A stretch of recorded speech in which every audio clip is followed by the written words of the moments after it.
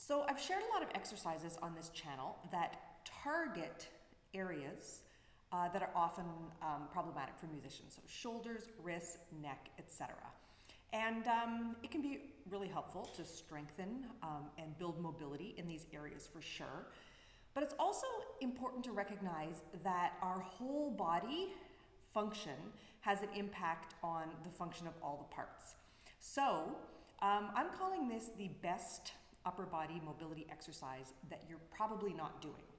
And it's called the calf stretch. And I got it from Katie Bowman from Nutritious Movement. And it's a real favorite of mine.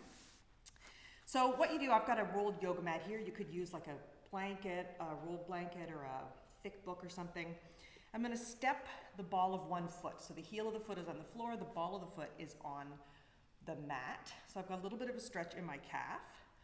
And then without sort of tilting my pelvis either way or swinging my pelvis from side to side, I'm going to keep my pelvis nice and square. I'm going to begin to step the other foot forward as far as I can. So it might be here for you, it might be here.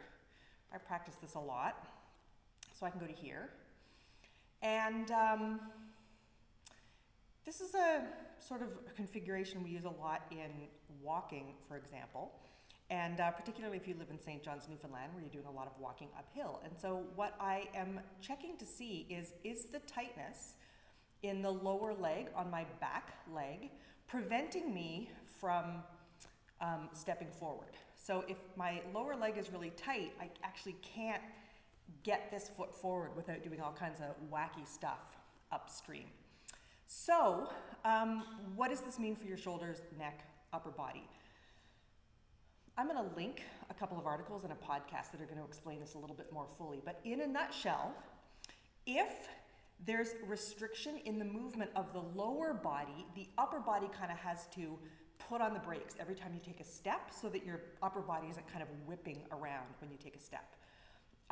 And so this creates a lot of locking down and tension in that area. So you can stretch that and you can do mobility exercises till the cows come home. But if you're requiring those patterns of tension to keep you from kind of whipping around every time you take a step, that's only going to be so effective. So I would hang out here for about a minute. Then I like to check the difference between the sides and just sort of observe how far up the chain I can feel the effects of that movement. And then I do it on the other side. And it's pretty normal that we're asymmetrical, so this might feel really different on the other side. So I would do it here, hang out for a minute or so. What I love about this is you can do it anywhere. So I often do it while I'm waiting for the kettle to boil. If you play an instrument that you can practice standing up, you could do it while you're practicing or while you're teaching. So it's a good one. Okay, give it a shot. Let me know how it goes.